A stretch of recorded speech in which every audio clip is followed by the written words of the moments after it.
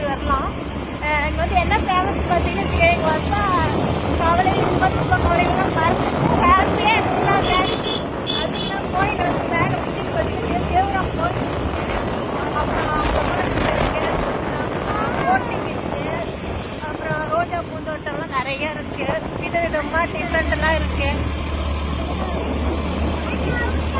வரீங்க கண்டிப்பாக மிஸ் பண்ண வந்து பாருங்கள். இயற்கை வந்து ரசிங்க.